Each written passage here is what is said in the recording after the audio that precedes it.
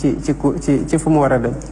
Très bien. Alors nu wax ci wàllu vie politique bi Moustapha ñu tàmbali ci thème boobu mooy suñu ñetteelu thème may fàttali rek na ñi ngi ànd ak son excellence le président Bassirou Diomaye Diakhar Faye ginnaaw ba mu nekkee ci boppu nguur gi ñaari at ak lu teg tey mu nam waxtaan ak askanu Sénégal ñu feggoo ci ak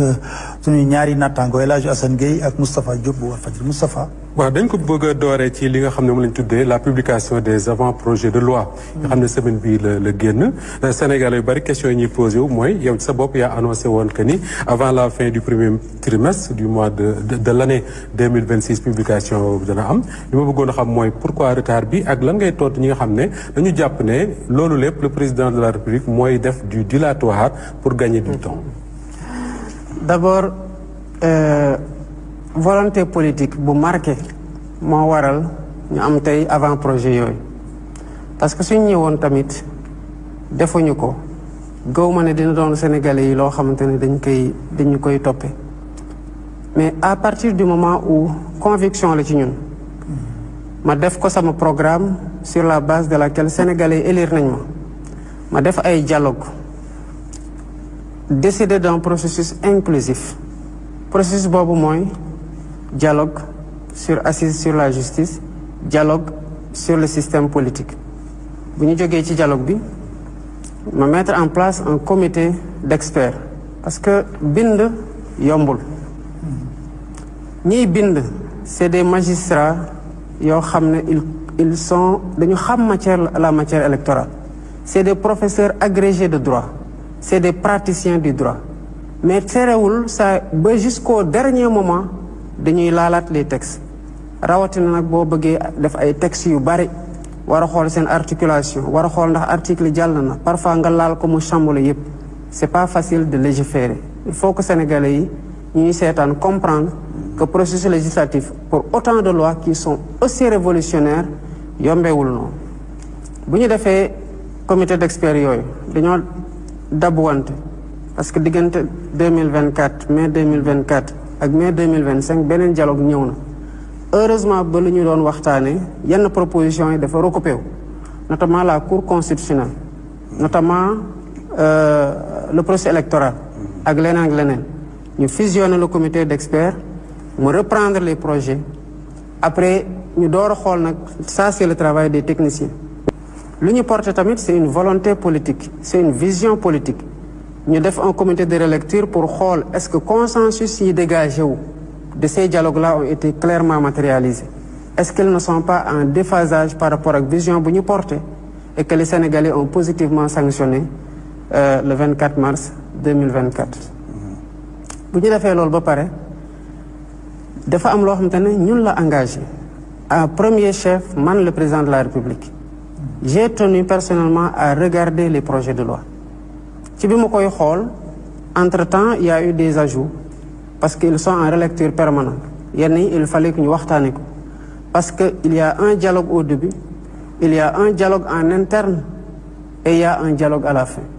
buñ ci paree lay doog a siiwal avant projet yi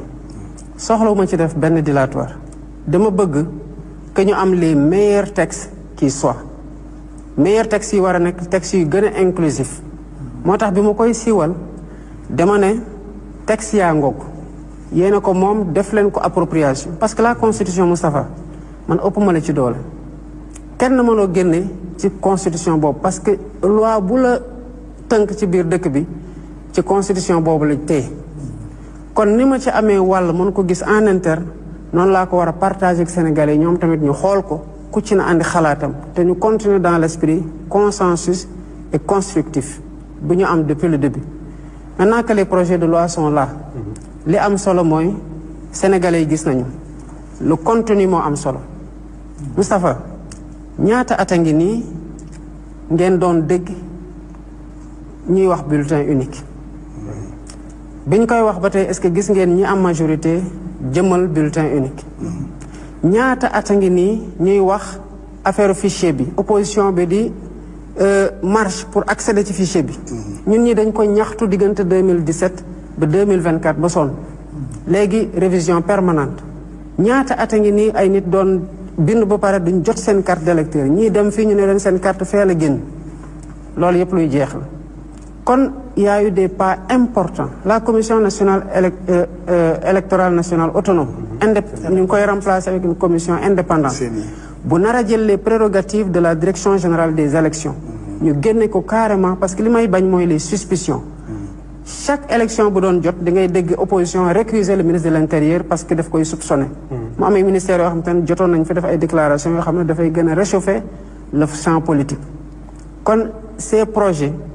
ay projets yu révolutionnaire lañ par rapport ak les acquis démocratiques et sur la transparence sur le processus électoral bu leen fàtte ne que jafe-jafe yu ñu am Sénégal yépp ci at yi weesu te bu ñu doon xayma lu mu ñu côté ci ay bakkan léegi ñu mot téeméer ci diggante 2011 2012 ak 2021 2024 yépp question électorale la man loolu laa bëgg mu jeex te bu ci yàlla àndee dinañ ko jeexal parce que conviction la que dañoo war a rendre service à ce pays bañ a calculer pouvoir trop parce que pouvoir yàllaa koy joxe te loolu dañ ci am conviction boo xam ne daf ñuy jox la sérénité permanente ci ñu téye lu ñu yàlla dénk moo tax li am solo mooy projet yaa ngi ndax am na dilatoire ndax yàgg na effectivement boo xoolee la loi les 4 lois portant transparence dans les 4 lois sur la transparence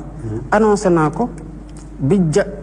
app gi jotee ma xam ne war nañ ko liggéey nañ ko fu mu toll nii les lois sont votées elles sont ok yii tamit dinañ ko voter suivant le même esprit constructif bi nga xamante ne am nañu ko c'est-à-dire di yaatal concertation yi quoi. c'est nécessaire parce que lu mu gën a yaatu mu gën pour la consolidation dont vous parlez. man dama gëm dialogue ndax dañ fi fekk dialogue ba ñu ñëwee dugguñ ci politique la ñu commencé woon dégg code consensuel 92 c'était des pas importants bii nii ci code bii foog naa ne bu ñu ci jógee dinañ di wax le code consensuel de 2026 parce que lépp lu nekkoon question de déchéance électorale maanaam naka la ñuy gàllankooree nit bu bokk ci élection lu ñu dindi la yokkal leen ci seeni yokkal leen ci bulletin unique ci misaal bulletin unique bi lu muy andi mooy achat de conscience yu doon andi problème yi ci biir bureau de vote ñu ne diwa ngi ne toog ak valisam di woon ñu pour ñu jox ko bulletin dootul amati parce que ku génnee bulletin boo xamante ne xar kanamu candidat yi ci nekk mais 2024 daf ñu jox leçon parce que dañu def élection mars mandat député yi jeex novembre ñu war a defaat élection bu ñu xayma ci taayu bulletin bi kese ñu xam ne bu ñu defoon bulletin bu gën a ndaw par rapport ak finance publique fu ñu toll dinañu doon def une économie entre 7 et 12 milliards ñu waxtaan ak opposition ne ko dañoo bëgg ñu wàññi taayu bulletin bi def kese tête de liste chaque coalition nanguwuñu ça nous a coûté entre 7 et 12 milliards ci loo xamante ne ci économie mënoon nañ ko def kon nous perdons beaucoup sur le coût des opérations électorales te foog naa ne loolu am na fu mu xëj. yaa ngi wax ne déchéance électorale nga bëgg mu jeex fi bi ngay déposer wala bi ngay publier les avant-projets le groupe de la majorité à l'Assemblée nationale muy le groupe PASTEF ñoom ñi ngi doon dugal pour modifier les articles 29 et 30 su fekkee ne loolu recoupé na li nga xam ne mooy yow sa bëgg-bëgg sa li nga namm lan moo la est-ce que am na lu la gêné d'abord ci li nga xam ne mooy le groupe parlementaire li mu def beneen bi mooy sa njiitu gouvernement ci boppam ñu bari dañoo jàpp ne li ñu doon voté assemblée dañ ko taillé sur mesure pour lui est-ce que loolu nga jàpp wala da nga jàpp ne son éligibilité amul dara lu ñu ciy wax. non franchement bi ñu jógee 2024 ba tey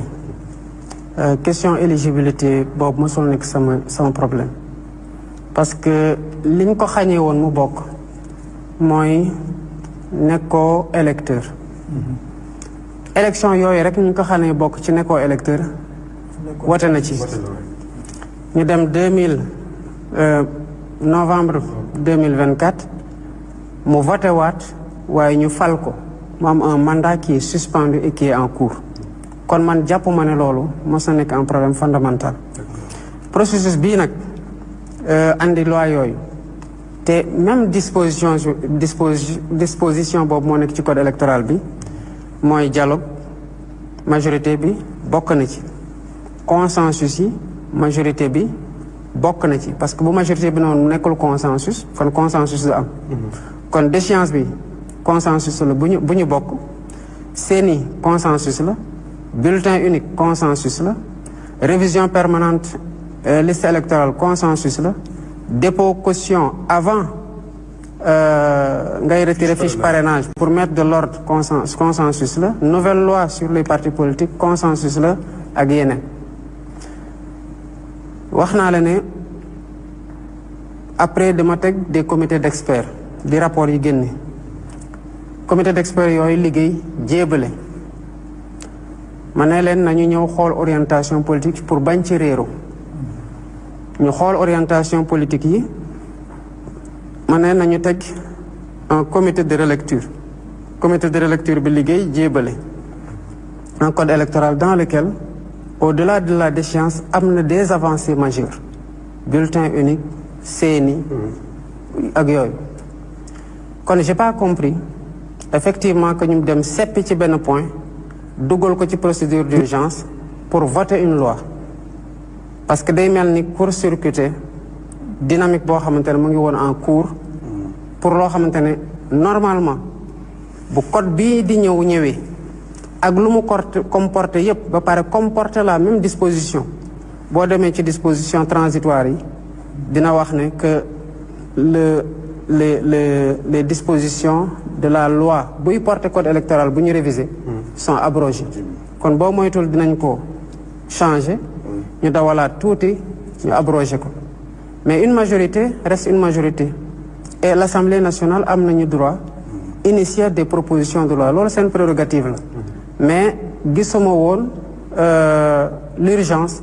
de déposer un tel projet alors que nous étions dans une dynamique consensuelle parce que ces projets de loi là le comité de relecture ñi ci nekk